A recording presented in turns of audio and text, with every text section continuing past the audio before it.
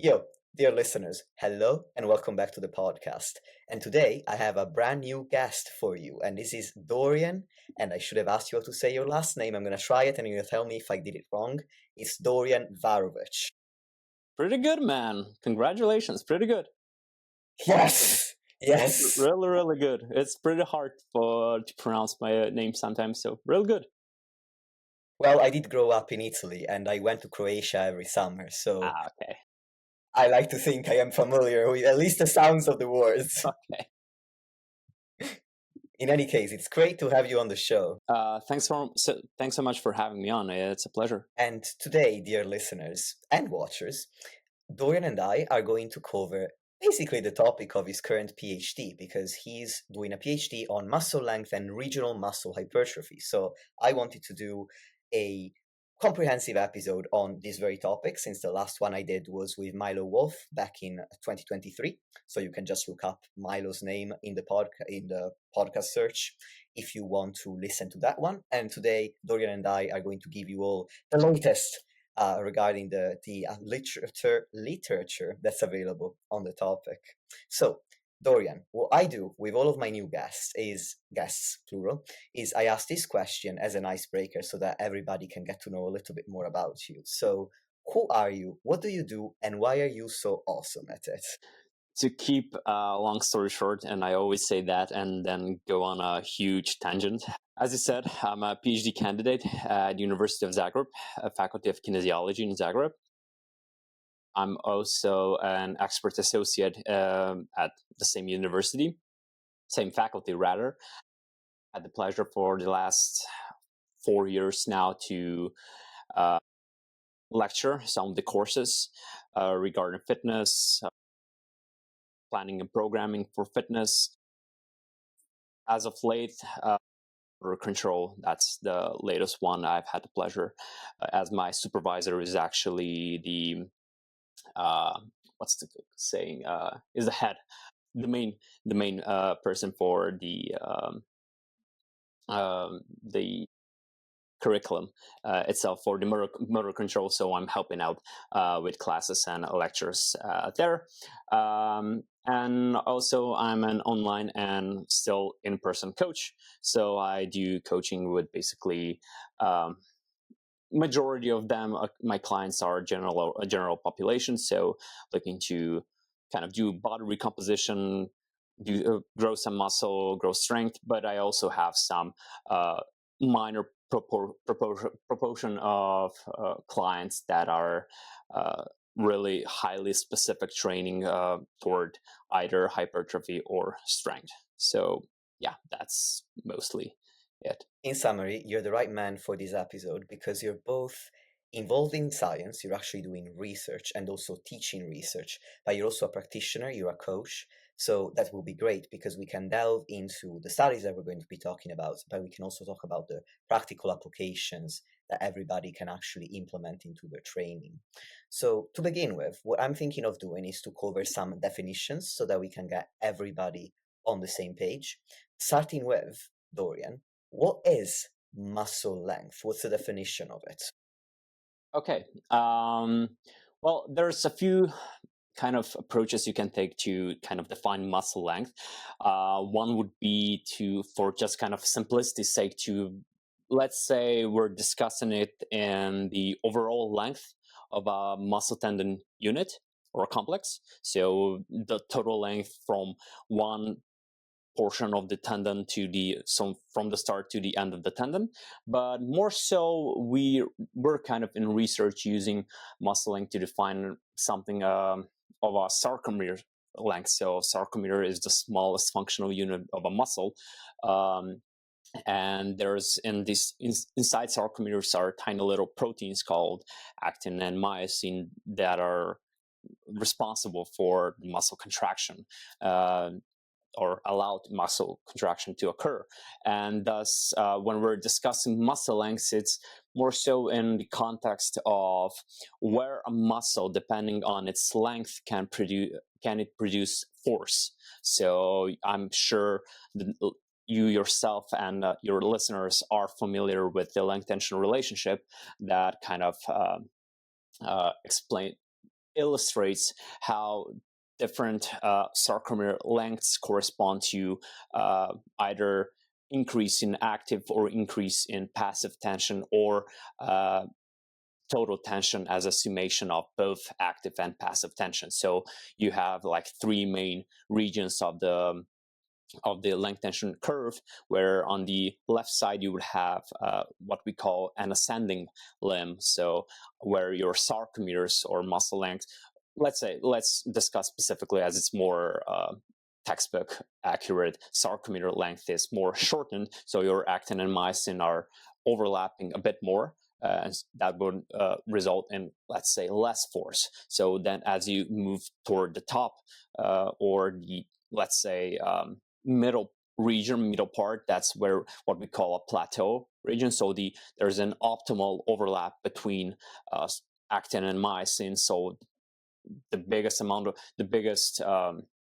degree of overlap, the biggest number of cross bridges that are formed between actin and myosin, and thus the biggest capacity for a muscle fiber to produce force. And then moving a bit below that, more to the right, we would get onto the descending limb, where there's again so the sarcomeres now would be getting a bit more stretched. So you would again have less overlap, and thus less active tension in this case. But considering we also have one specific protein molecule called titin that's functions like a spring. So when the titin is also a mechanosensor, which helps in the process of mechanotransduction, and there's some evidence to support that it may also be a primary mechanosensor for passive tension. So as the sarcomere gets a bit, as the sarcomere lengthens, there's an increase in passive tension. And so yeah, long story short again, let's say that just the sarcomere length in this case would kind of describe the relationship between how active and passive tension accumulates based on its length. But from a more practical sense, when we discuss muscle length, it's more so in regards to range of motion. So when you consider doing an exercise in the gym, you have a full range of motion that will take you through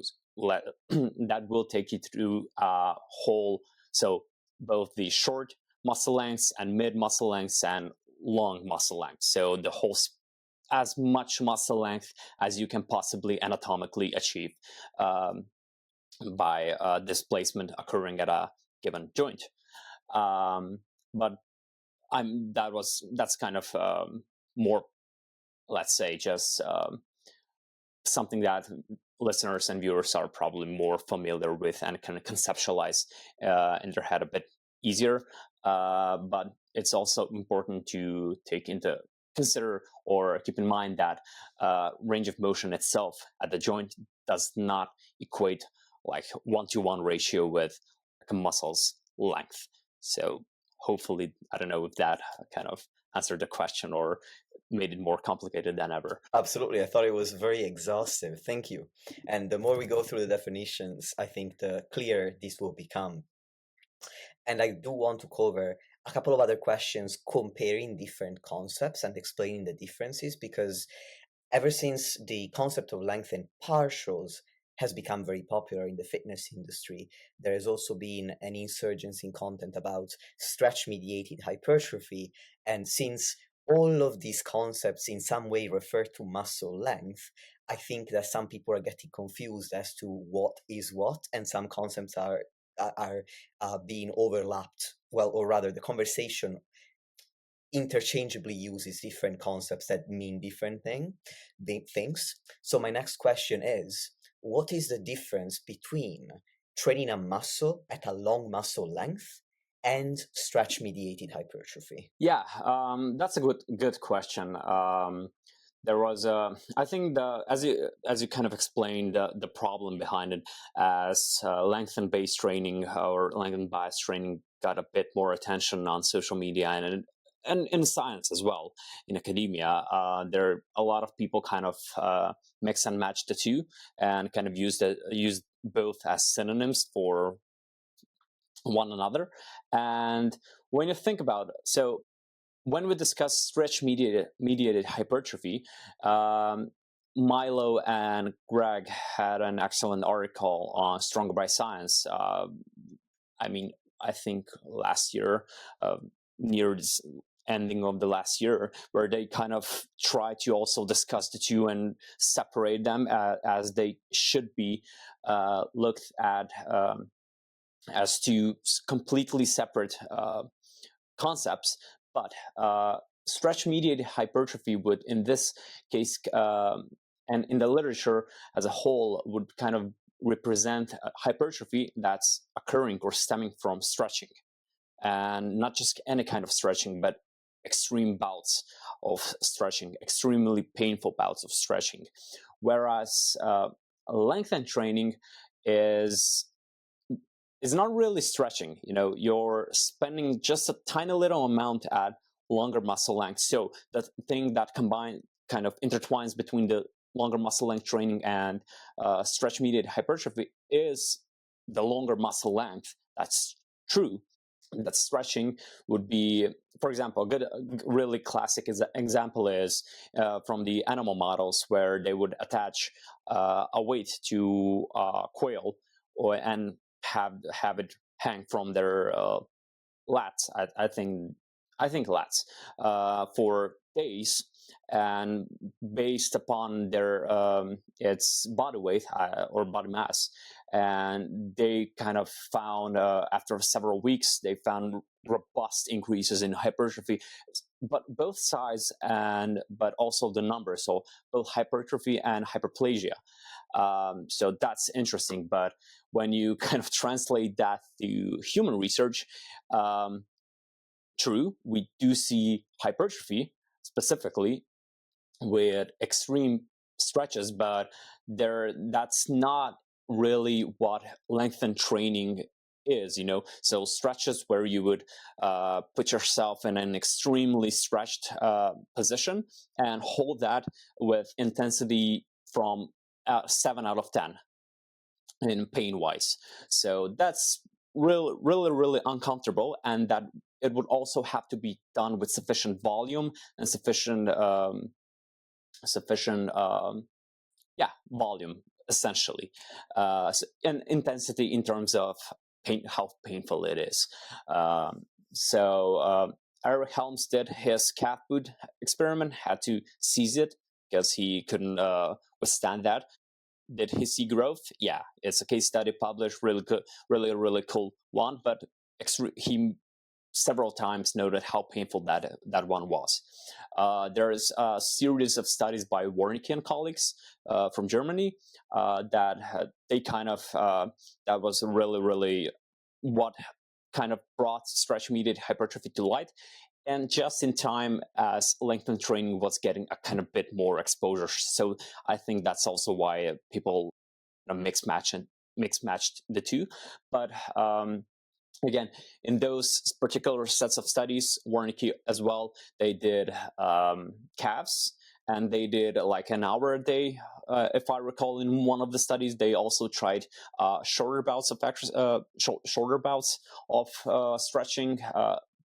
I may be misremembering this, but I think it was something along the lines of 15 minutes per day. But I don't recall just how much hypertrophy was there. And I also think there was a study where they compared resistance training plus the calf stretching, or one versus the other. I'm not sure, but again, in both they did see hypertrophy occur, but that it was really, really painful. And when you think about how much effort would you have to go through to kind of set yourself in those positions and get a calf boot or get an orthosis to potentially just grow your calves, but what about other muscles? So kind of practical utility of those is internal validity, great. External validity, so how you would apply that in a practical sense, I don't see that unless you really had like you were bed bound or had an extreme injury where you couldn't move. Sure, all hands on deck, whatever you can do to try and maintain muscle mass as much as possible.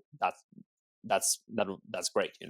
So again, how that ties back into long muscle length training or lengthened partials, what we see and do in the gym, is essentially with lengthened partials. Again, you're getting just a tiny bit of exposure to those long muscle lengths throughout the duration of a set. So 30 to 40 seconds if you exclusively did lengthened partials. So yeah, just because you saw some greater distal growths in some regions, in distal regions of the muscle, which some attributed to sarcomerogenesis, so addition of sarcomeres in series, they kind of, and because that's also what's observed commonly in stretching studies, that's where kind of the whole mix and mesh came about, where so it's probably the same mechanism. So,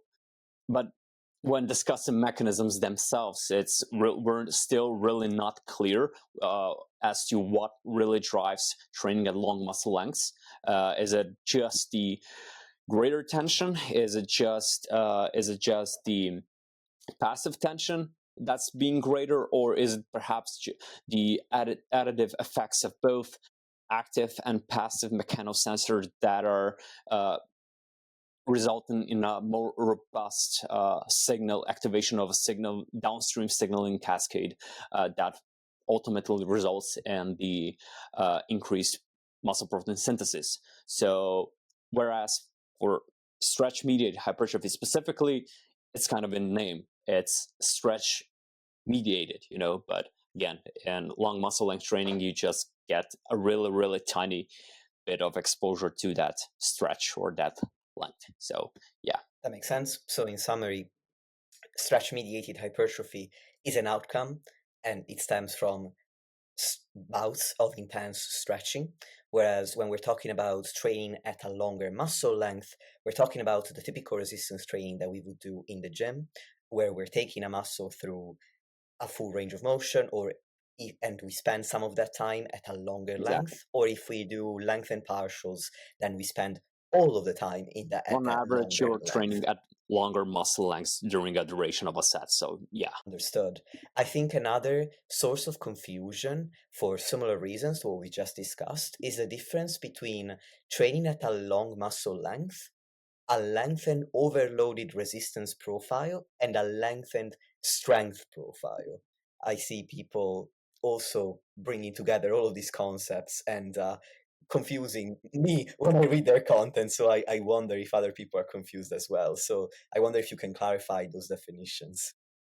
Yeah, so the thing is, with the literature as a whole on muscle lengths, there's different ways you can manipulate a muscle length.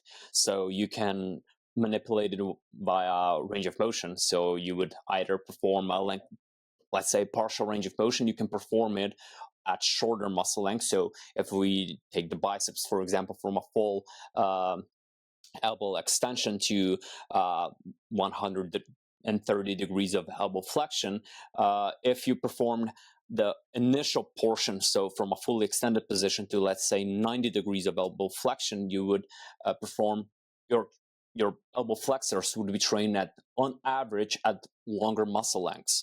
Whereas conversely, if you did the second half, so from 90 to 130 degrees, you would perform, your elbow flexors would primarily on average be trained at shorter muscle lengths. So that's kind of, you're manipulating muscle length via changes in your range of motion configuration. The second one is resistance profile, where Coach Kasim actually kind of helped me out with this one for my recent post, and I'm really thankful for that, because his a lot more experienced in the biomechanics itself, and that's his whole thing. But the resistance profile, when we talk about a resistance profile, is we're thinking about, and a lot of people are thinking about it in dynamic terms, but resistance profile is actually what we're kind of discussing is a resistance torque. So it's a static profile, because the what we see as like a resistance profile, those were established in static conditions by performing isometrics. But you would see when people generally talk about resistance profile, that's in regards to kind of an exercise. So in which portion the of the range of motion is the exercise the hardest. But that's perhaps a bit more would be, let's say a better term would be resistance challenge. So is the movement more challenging in the stretch position or at longer muscle lengths, or in the shortened position or at short muscle lengths? So, for example, if we did, I'm sure you saw Jeremy's latest video and study that they've published on stretch versus the squeeze, and they compared 10 weeks of training, and they had prime machines, and one arm or one limb that they're training at so peak resistance was in the stretch position or long muscle lengths, and the other limb performed the movement or the exercise where it was the hardest in the stretch position or shortened position or short muscle lengths. So everything was equated, the effort was equated, the range of motion was equated. The only thing was the cam setup that would overload a specific portion of the range of motion to a different profile. So so you can either manipulate with muscle length via range of motion, by changing out the machine, so picking different machines, or you can by exercise selection. So one exercise can be harder or more relatively lengthened, or while the other can be more relatively shortened. So a good example that we have right now in the literature, at least, is incline curls versus preacher curls. That's a good example. So you would, in incline curls, due to your shoulder being a bit more extended, your elbow flexors, or specifically long head and short head of the biceps, are more lengthened. But whereas in the preacher curl, depending on your setup, but in the preacher curl, your biceps would be a bit more shortened, at least the biceps brachii, due to your shoulder flexion that occurs, But then there's also the exercise technique, which you can manipulate to kind of overload one specific portion of the where you can overload the lengthened or shortened positions. So there's kind of 3-4 different ways that you can in total manipulate muscle length. I don't know if that answered your question or if I went on a tangent again. No, I think that was clear. And the final question in terms of definitions is specific to your PhD, because you're studying specifically regional hypertrophy. So can you explain what that is? Yeah, very, very simply, it's just the phenomenon that we use to describe non-uniform changes within a muscle or within muscle compartments. So it's by now very, very clear that the muscles do not hypertrophy in uniform ways. So there's different amounts or different degrees of growth that occur at different portions of a muscle. So if we take quads, for example, and specifically focused on the rectus femoris, you can measure, I mean, you can measure virtually any muscle like that, but let's just say for this example, let's focus on rectus femoris, and where you would measure proximally, so closer to the hip, somewhere in the middle of a muscle length, or between two anatomical points, or the mid belly of a muscle, and then more distally, so more closer to the knee in this case. Why this is important? Because it allows you to kind of get a better insight into efficacy of a specific training intervention, where if you only measured, for example, and that's what was kind of brought to light previously, when you would only measure at let's say 50%, so in the middle side, you would kind of lose the valuable information for no particular reason, because just measuring two additional points, or at least one, can let's say you found no difference in the middle region, but you found a much bigger difference in distal regions. But if you didn't measure that, you would never know. So there was kind of a call for future studies in hypertrophy. There was a great paper, short review by Joao Pedro Nunez and colleagues in Journal of Strength and Conditioning Research, where they kind of presented the problem and kind of provided their recommendations for future studies to just measure multiple sites of a muscle. But for regional hypertrophy as well, it also refers to greater growth in some heads of a muscle versus the others. So, for example, again, let's use quads. If you found greater growth of the rectus femoris versus the other vasti muscles, that's also a way you can think about regional hypertrophy.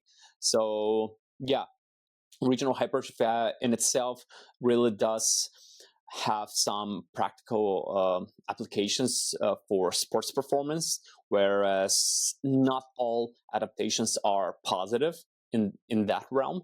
For example, if you had greater proximal growth of the quads, that could change out the running economics, whereas in our context, like for physique sports and bodybuilding, it's more so of it's a general idea that of like sculpting a body that Arnold always talked about. You're like a sculptor trying to bring out the peak, you're trying to bring out this specific portion, and that's really interesting. So yeah, that's really shortly about regional hypertrophy. Thank you.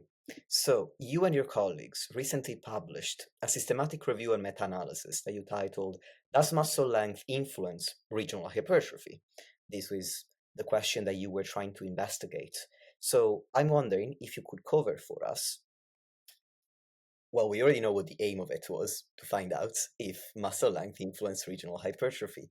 So, can you explain how you ran the systematic review and meta-analysis without going too deeply into the statistics aspect, because that would be too complex to explain on audio.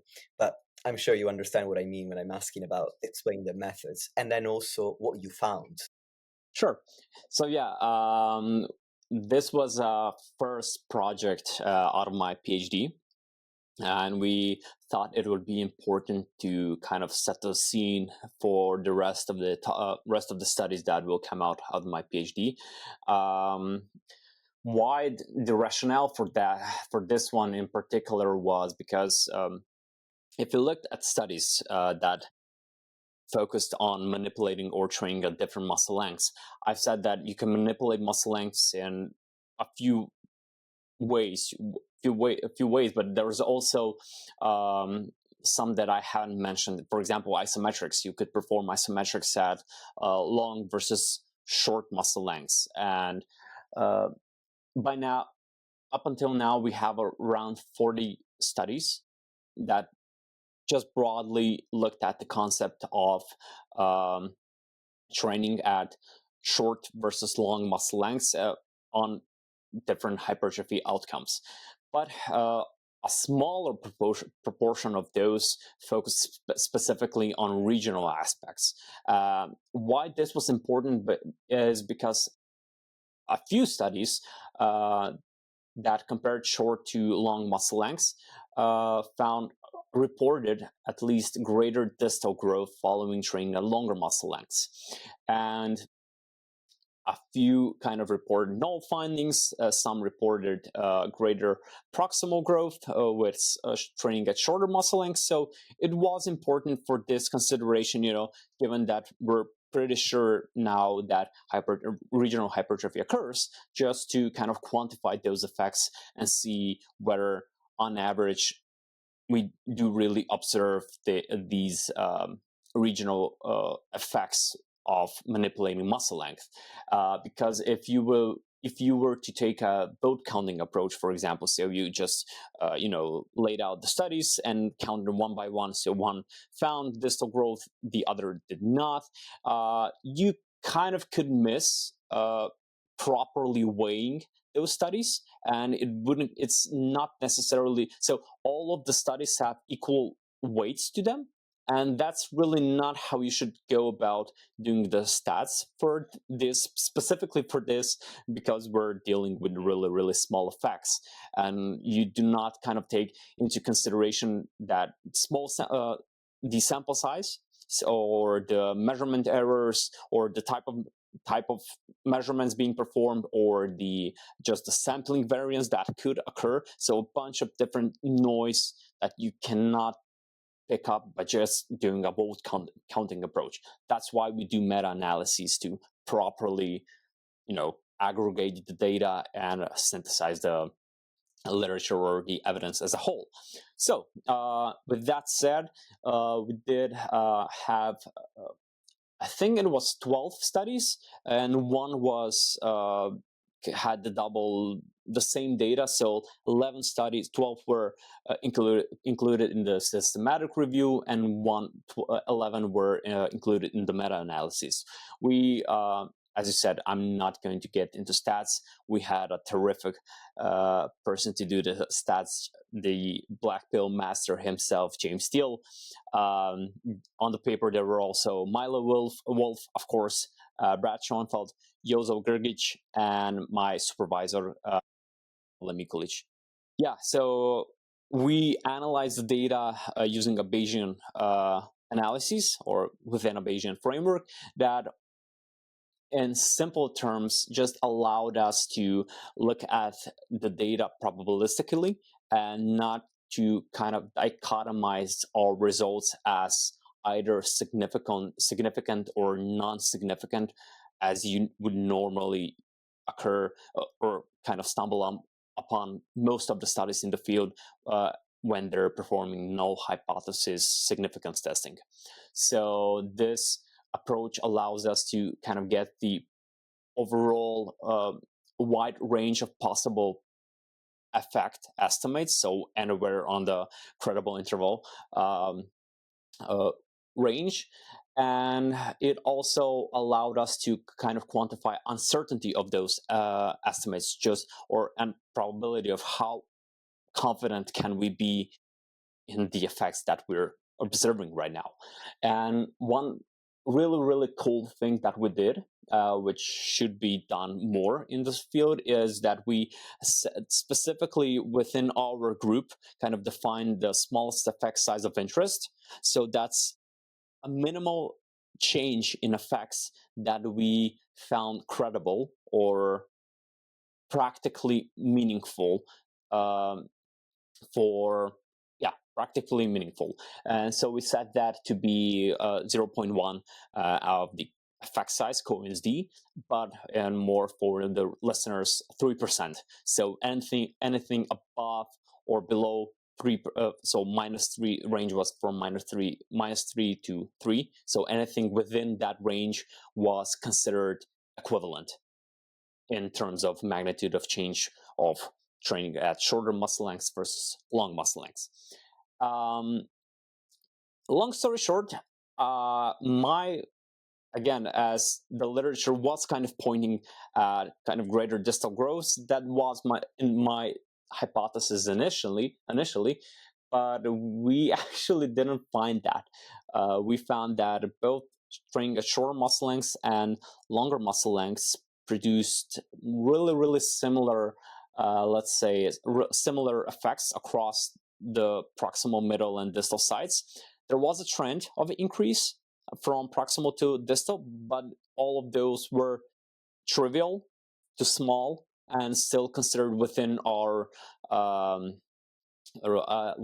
range of what we define as equivalent.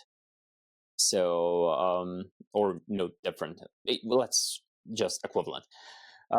So yeah, one caveat here is that we only had 12 studies, 11 studies, even though we did have pretty, I think it was almost 200 effects, individual effects.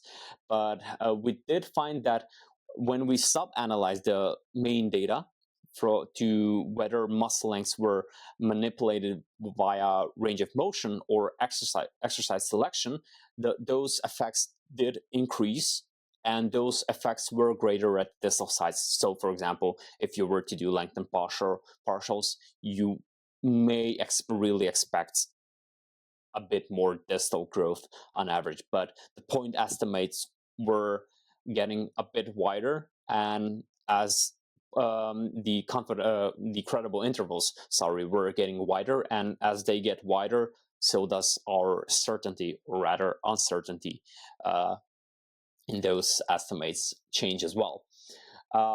So yeah, but a huge limitation of the studies at this point in time is that, so when you take the average difference in training at shorter muscle lengths and training at longer muscle lengths between two conditions or between two groups in studies, there was only a 21.8% difference. So that's a really small difference between the two conditions.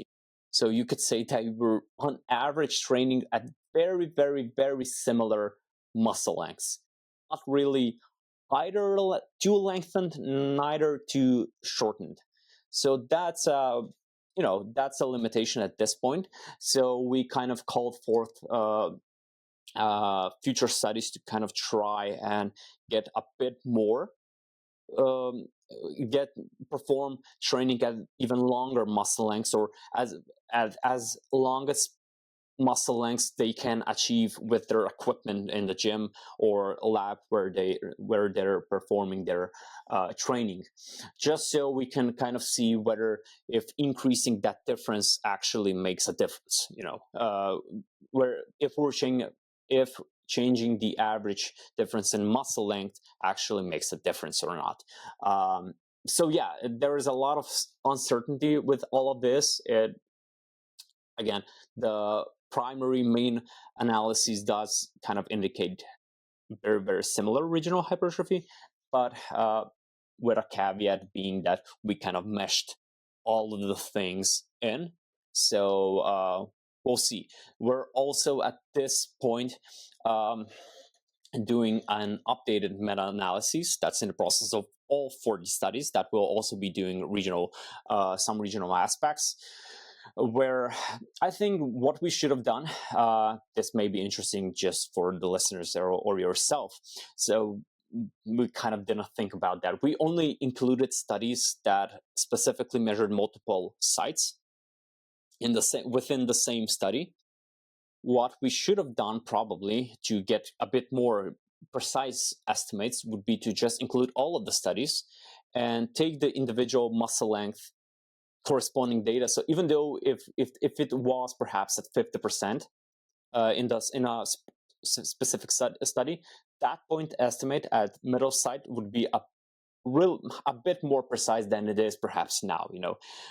Just because we would have a lot more studies to go off of.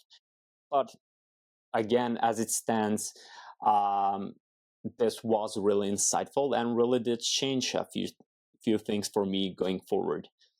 But yeah, if you have any questions regarding this or need any kind of clearing up, I'm feel free to ask now. Yes, I am going to try to repeat my understanding of the results to you, so you can tell me if that's right or not. So, my understanding is that you went into this analysis expecting to find greater distal growth when in the muscle when training at longer muscle lengths. And then what you found was that actually it seemed like across um, the muscle, the growth was pretty similar whether you were training at longer or shorter muscle lengths. There seems to be a trend for longer muscle length producing more growth at distal sites, but you're also saying we have less certainty in those results than we have certainty in the fact that training at longer or shorter muscle lengths seems to produce similar growth.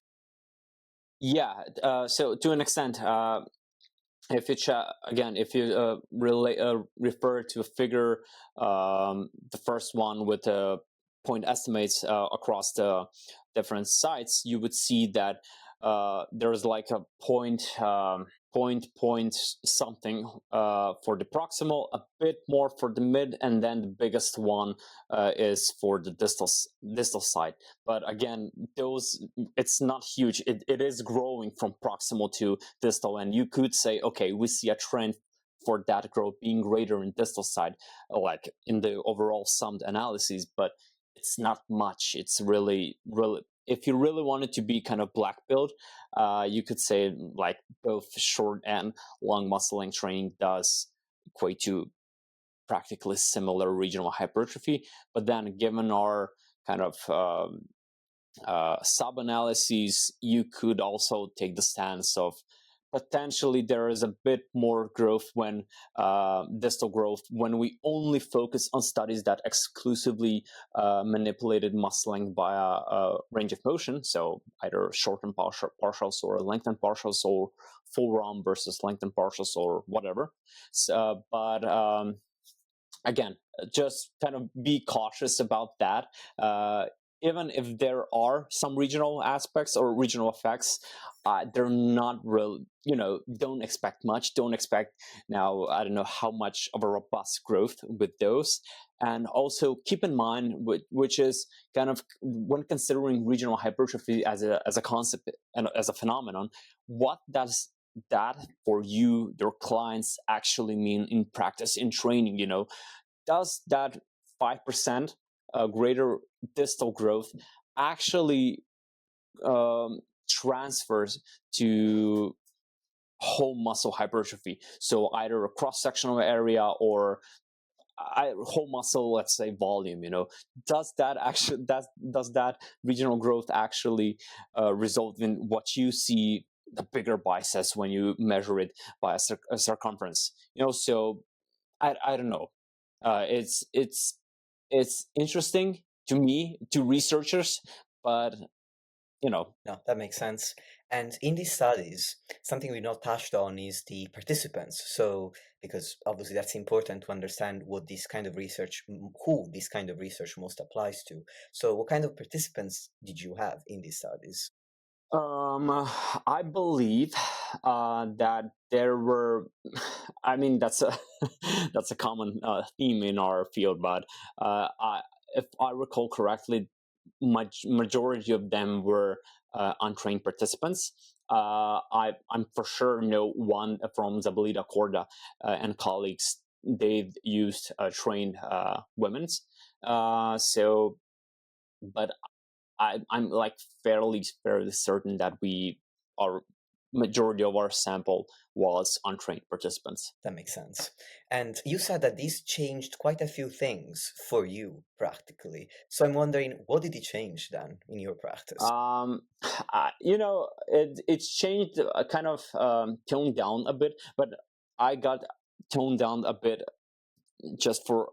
just about for everything in the field in the last year, as I've talked with James a lot, and he's been kind of, I call him my unofficial supervisor at this point, but he really helped me out a lot in the last year and showed me things I've never kind of considered with regards to methods or stats. And when you delve into stats, you really get appreciate or do not appreciate just how bad some of the things are in the field, and how much we still have to do to improve, myself sorry, myself included. So for me, in this case, at least, I'm, with regard to regional hypertrophy, I'm a bit more bullish on strong regional effects. I'm not saying, again, that there aren't any, but just that their magnitudes are kind of, for me at least, a bit toned down as to their practical relevance. But we'll still be doing all the measurements, will still be, kind of performing, as this is the topic of a PhD, and we're kind of trying to understand why this actually occurs. And this is also another important point, that we're always we're discussing regional hypertrophy, but we don't actually know what causes regional hypertrophy. That's not really clear. We're in the literature, we're always discussing kind of greater regional activation, or let's say greater let's deoxygenation, for example. But what does, for example, activation mean in this case? Is it greater metabolic activity? Is it greater regional tension? We know that some fibers don't run the full length of a muscle. Some fascicles actually some fibers intrafascicularly terminate. So some muscle fibers are innervated by different motor neurons, so and controlled by different motor units. So you have a bunch of different variables that can impact these specific regional adaptations that occur, and we're kind of discussing all of these things as a concept, but we're still not really sure why exactly that occurs. There's a really, really neat way that we could kind of try and explore this question, where it's hard because we have to use MRI, and we have to use T2 MRI specifically, which would kind of allow us to differentiate this type of muscular activation after an exercise bout. And in the context of muscle length specifically, it would be really interesting, especially for my PhD, to perform an exercise with, let's say, one limb does the training at long muscle lengths, and the other does training at shorter muscle lengths. We measure them by MRI before that. They perform sets with both conditions, and then measure the changes in that muscle activity. So you can quantify that change in muscle activity from rest to post-exercise as an indicator of muscle activity. Or actually, that's the T2 MRI quantifies the changes in fluids. So that can be kind of indicative of that activation. But for example, if we observed in this case that the limb that performed training was also greater at more distance, so there was more distal activation following training at longer muscle lengths, that would be kind of, informative for us to also say, okay, that's probably the reason why we on average do observe some greater distal changes following training at longer muscle lengths. But at this point in time, the T2 MRI was never performed in the context of manipulating muscle lengths in this specific way. There was a study by Mitsuya and colleagues that they manipulated hip flexion. So they perform like at 80 or 90 degrees of hip flexion, where the rectus femoris is more shortened, and also the lying down one, where it's mostly lengthened. And then neatly, Cian Larson and colleagues did a study earlier this year, or last year actually, where they compared 90-degree leg extensions to 40 degrees leg extensions, and they observed those different studies, but the pattern of changes actually corresponded to the acute one. So that's really interesting, but it's really important to, if we're trying to potentially play out some mechanisms, let's try and, at least in this specific context, also test this hypothesis. So yeah, again, for me, I'm just kind of slightly less bullish these days on how important these regional aspects are, but I'm not saying that they do not occur, because obviously they do. That makes perfect sense. So you mentioned earlier whole muscle hypertrophy, which at the end of the day is what we all want, right? And when I spoke to Milo in 2023, my understanding of the literature at the time was that training at a longer muscle length or spending more time at a longer muscle length seems to be, or at least seem to be, equivalent for hypertrophy to full range of motion, potentially slightly better at the time. That's what it seems to be like, and potentially better than training at a shorter muscle length, whereby training at a shorter muscle length seem to underperform for hypertrophy compared to both a full range of motion and a longer muscle length. I'm wondering what the state of the literature is at the moment, in your view, on that particular topic. Yeah, as mentioned, we have an updated meta-analysis on exactly this that should be out hopefully within the next few months. Um, but that will give us a pretty refreshed view on the literature or the evidence as a whole. But as you said, if we look at training at longer muscle lengths as a concept broadly throughout the 40 studies, yes, on average, we do see greater whole hypertrophy just as a whole, not just whole hypertrophy, but let's just say if we aggregated all of the effects and had the contrast-based analysis of short versus long muscle lengths, yeah, I'm sure we would see positive slope for effects of on hypertrophy of training at longer muscle lengths on average.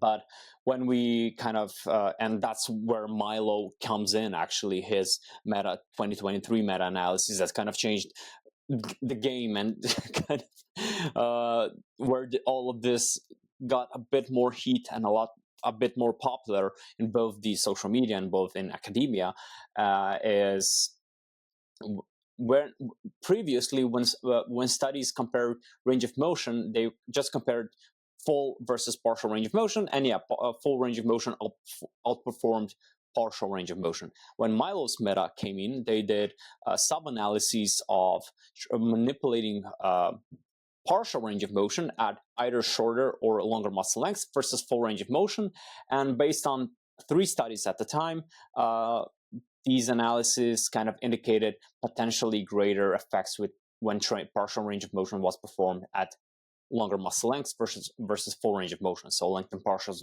versus full range of motion. At this point, we have 8 to 9 studies, depends on what you want to kind of quantify as lengthened partials versus full ROM, and whether a study was published or not as a full text, or just in that conference abstract, or is in review at this point. But don't take these kind of too literally, because I did it for an Instagram post. But I did my own in-house meta-analysis where I compared all of the latest studies on lengthened partials versus full ROM, and there was a 0.04 effect, so a positive effect favoring lengthened partials over full ROM, but it's 0.04. So that's just slightly to the rightward of 0. So same effects. So for a lot of things, and in my own training with my own clients, don't expect much with lengthened partials, or just training at longer muscle lengths versus a full ROM. You can expect with lengthened partials specifically either a bit more growth, but just a tiny bit more, or same growth as full range of motion. Which I like to see in a positive way, as in if for some reason you can't do full range of motion, lengthened partials are just as good. Exactly. If you had any kind of, let's say if you had any kind of injury that, or if for whatever reason, shortened position in an exercise or equipment you're using is causing you pain or discomfort, whereas performing training at longer muscle length does not, go at it. Why would you have to force yourself into those positions that cause you discomfort and pain, and take away from your own training, where you can just utilize lengthened partials in this case and have it as a great tool at your disposal to kind of alleviate through any kind of context, and help you out in that way. Or more specifically, the way I like to approach lengthened partials is if an exercise is more shortened bias, or I were to fail more easily or more quickly in the shortened position, and I'd still have a ton of reps that I could perform post failure as lengthened partials, I may do that. I do that less these days, to be honest, but that's because my training has changed a lot over the last few months as I've been dealing with some injuries. But I did do that in the past, specifically for back. If you fail in a shortened position, you still have, again, depending on the machine itself, but I could still rep out at least 5 to 6 reps post failure, if not a bit more, again, depending on the machine and whether I was using straps or not, and how much body English was I willing to introduce into an exercise. But potentially a bit more training stimulus, why not? I don't really do the whole fear mongering that was with fatigue, and the fatigue boogeyman. I see it. Be just cautious of that. You don't go overboard, as with anything in your training or anything in life, basically. Just kind of keep it well controlled. Don't be a maniac if you don't really have to. I mean, you could sometimes. It's probably good for you, but don't do that consistently. If you did like an exercise or two for post failure partials, I really don't see how that would hurt your gains. Honestly, man, I'm kind of having a hard time grasping that as something counterproductive in the long term. I agree, and I view lengthened partials in the same way, in that I find with back exercises, with cable lateral raises, with the leg extension and the hamstring curl, both seated and lying, once you fail with the full range of motion, a lot of people still have at least a couple of reps in the tank with partials, so Yeah, why not go again, there? that depends also on the machine, but a lot of leg extension machines are mostly shortened biased, and those get so more harder toward the top and range of motion. So you're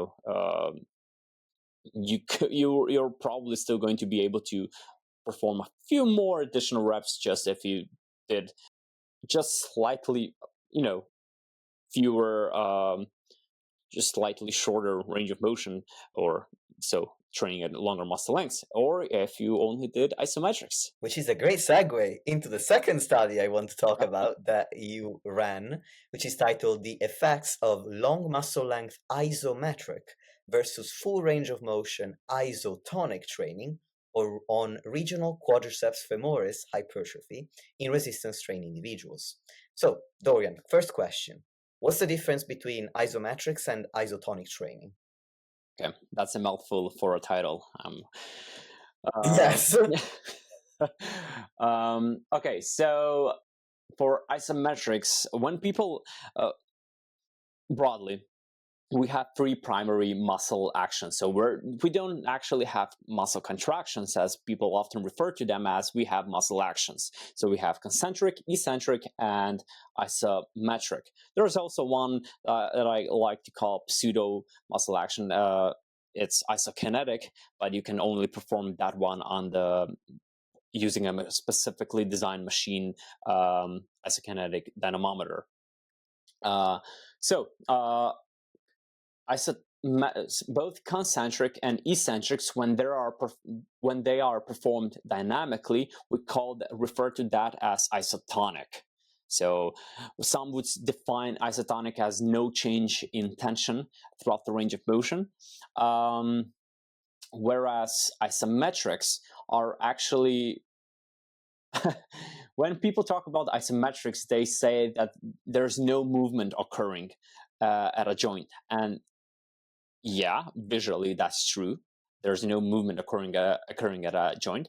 But it's false to say that there's no shortening actually happening at the sarcometer level. So sarcomeres are actually shortening just a tiny little bit, but they are shortening, and the tendon is actually lengthening. So it's not really sufficient to say there's no shortening occurring. Where concentric just refers to you shortening.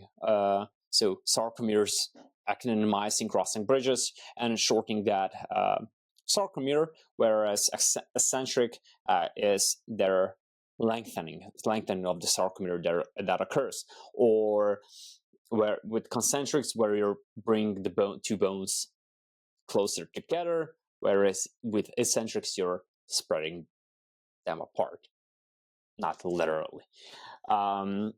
So yeah, isotonic can also be referred to just as a synonym as dynamic training. So virtually all of the training that you do in the gym is isotonic or dynamic training.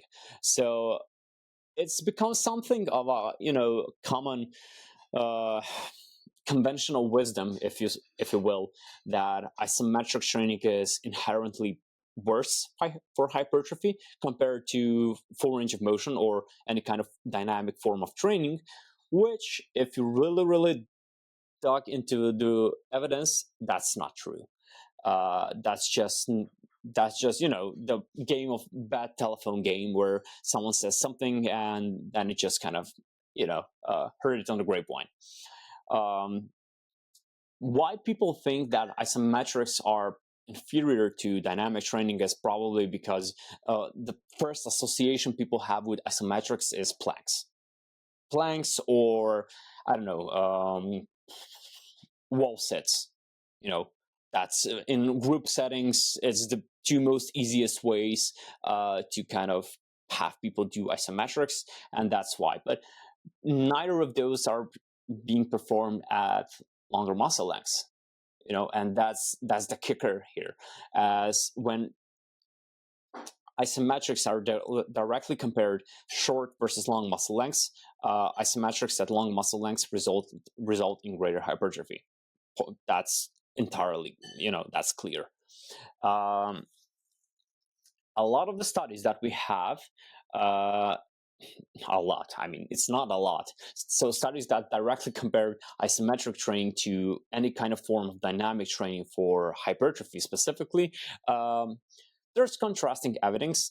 Some found, I think 2 studies found a slightly greater hypertrophy with isometrics, 2 found slightly better hypertrophy with isotonics, and then the rest kind of found no difference. But the biggest limitation of the studies at this point in time is they're either really old. We're talking 50s of the first study was published in 1952, if I recall, and there's a few more that I found that I'm not I can't get to them. I found their library tracks somewhere in the US, but I can't access them. There's one out of Japan, and then there was nothing from 1970s to 2009, a Kubo study from 2009. So a huge gap. And it's not like that isometrics weren't used or studied in that period. It's just the straight comparison between the two was not something that was probably out of interest, because it's isometrics can grow muscle. That's clear as day. Like even shortened biased isometrics can grow muscle. So that's case closed. Just how comparable those are to dynamic training is what's unclear at this point. And given that a lot of the studies performed isometrics at either shorter muscle lengths or somewhere in the middle, so some mid muscle lengths, or used crude measures of hypertrophy as circumference, or just had a few participants. We're talking barely 10 participants in some studies, those older ones. There is an obvious, knowledge gap in the literature as to, so if we observe greater hypertrophy when isometrics are performed at long muscle lengths, and the whole gist of this is whether training at longer muscle lengths on average results in greater hypertrophy. What if we removed range of motion as a variable out of the mix and just performed training exclusively at long muscle lengths versus a full ROM, which also includes on average at least half of the time spent at long muscle lengths? Let's just see what happens. So if the effects of muscle lengths, or specifically training at long muscle lengths, are extremely big or strong, we should actually observe greater hypertrophy with isometrics at long muscle lengths versus a full range of motion, as you're spending on average 100% of your time of your training at long muscle lengths. So you're kind of getting the maximal stimulus that you can. So how did you set up this study, and what did you find? We people didn't like that, but we we ran a 6-week study only. 6 weeks. In trained participants, we had a really fairly trained sample, so that was good. We used a within subject design. One leg performed isometrics at longest possible muscle lengths or knee joint angles that we could have achieved. So we performed our training on the biodex, so dynamometer. But there are some constraints with the machine itself, as just how far you can, shove the leg back. Not when you in normal leg extensions, you can just put a pad, and kind of push your knees a bit more back, shins. Actually, you can't really do that because the lever arm is actually constrained by how much it can rotate around the pivot point or the axis of the dynamometer itself. So that's a limitation that we kind of had to, work around. But one leg did isometrics at maximal length, muscle lengths we could achieve for quads, whereas the other performed isotonic full range of motion training. So from also the same knee flexion angle to 10 degrees, as we had some problems with them locking out fully when I did piloting. So just because of the machine itself, this 10-degree difference in full range of motion just doesn't really impact anything. So we try to equate for that as much as possible. And we did not. I saw some people kind of getting confused on this part, is we did not use an isokinetic mode here. We used isotonic. So machine was set up to mimic classic traditional leg extension machine as close as possible as we could. So the isokinetic includes performing a repetition at a same angular velocity throughout the whole range of motion, whereas here, as in any standard leg extension, you would control the tempo. We told them to control the tempo of both concentric and eccentric portions of the lift. They trained 2 times per week for 6 weeks. we measured their anterior and lateral thigh. So anterior is just a composite of two muscles, rectus femoris and vastus intermedius, at three regions, so proximal, middle, and distal. And we also did that for lateral aspect, so lateral thigh, including vastus lateralis and vastus intermedius. So both 30, 50, 70. And we had them perform gradually increase their volume throughout the 6 weeks, so bi-weekly, every 2 weeks, by one set.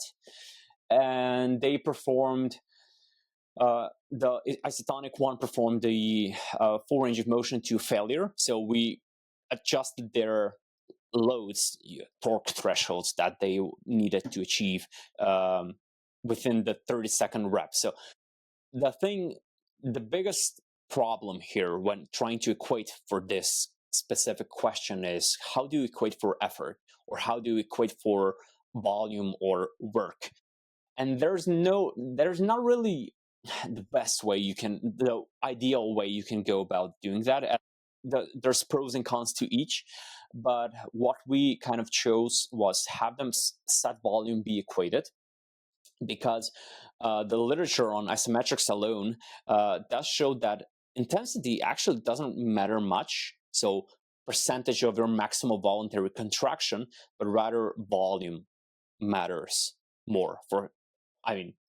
Volume matters as well in regular dynamic resistance training. It's not surprising that it's here, but the relative intensity is a bit less important, I think, at least with isometrics.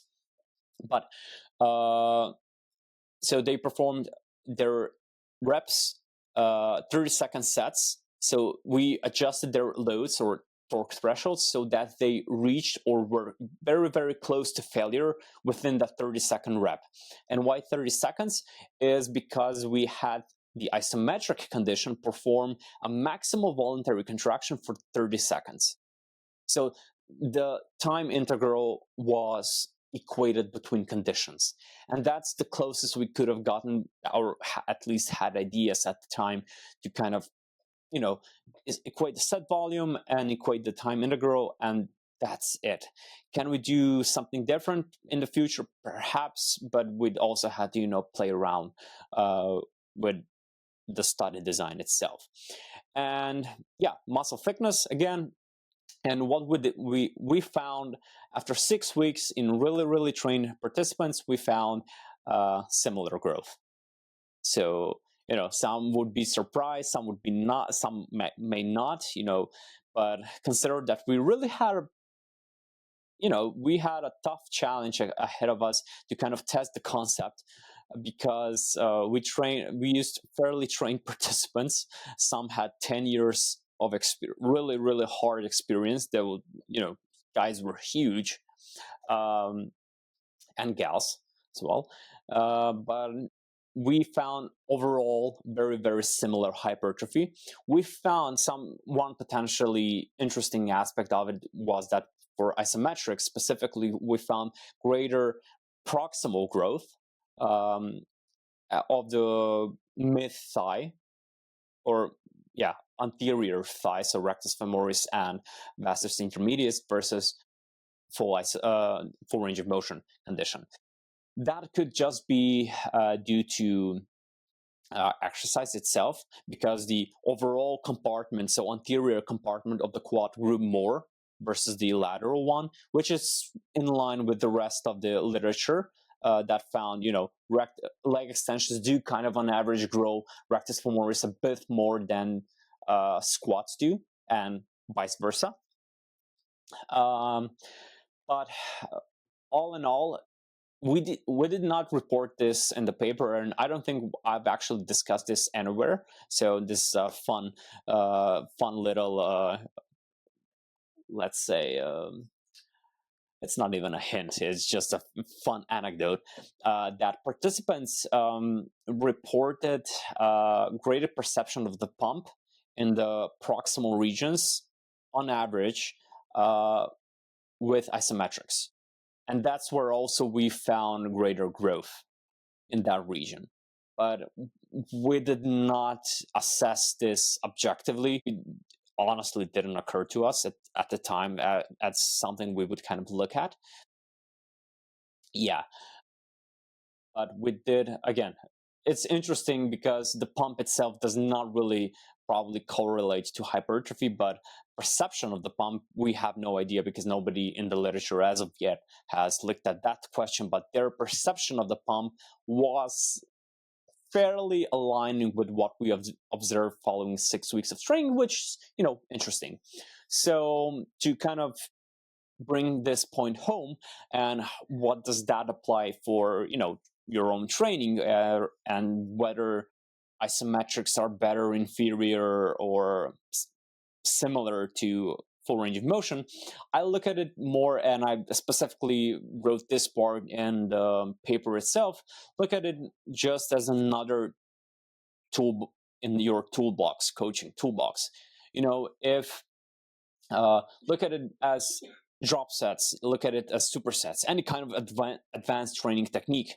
If you can perhaps get a bit more volume in here with those. Isometrics have been suggested to be a bit less fatiguing in some sense than dynamic training in some specific context, not muscle length specifically, but perhaps something worth playing around with. You can just what I've done and is swap out just a half of my volume. Let's say if I did 4 sets of leg extensions, I can do 2 dynamically and 2 via isometrics. Just perform maximum voluntary contractions, and you're good to go. Or you can split it up, so you can do 1 set would be, let's say, 5 or 6 sets, mini sets of 5-second contraction, maximal contraction. So that's one whole set is consists of 5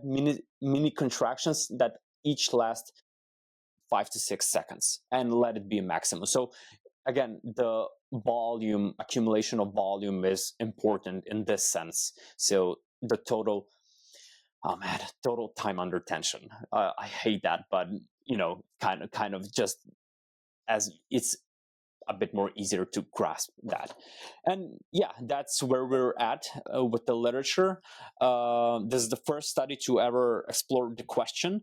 What this specifically changed for me going forward is that, and what we'll probably also be exploring in the future studies is that I don't think that you need to go to absolutely maximal muscle lengths. So you're trying to get in the most stretched or lengthened positions possible to get the most gains. You can probably just be fine. You'll be fine with relatively lengthened position or relatively longer muscle lengths, and just have those positions be also relatively challenging. So combining both the length and also the tension in that specific portions of the range of motion, and you should be good to go. That was such an interesting study. I'm glad that we had the time to cover it. Thank you for the exhaustive explanation, Dorian. Now, I'm also aware that you gotta go, so we're going to wrap up the podcast, and I'd like to ask you where people can connect with you and follow your work, and I'll put the links in the show notes. Sure, man. They can follow me on, mostly these days, active on Instagram. So my name and surname, Dorian Varovic. And if they want to check out any of the studies I did and be up to date with those, they can follow me on ResearchGate. So yeah, Instagram and ResearchGate is basically 2 of my platforms. Excellent. Thank you very much, Dorian. Thank you, dear listeners, for tuning in, and I will talk to you next time. Thank you so much.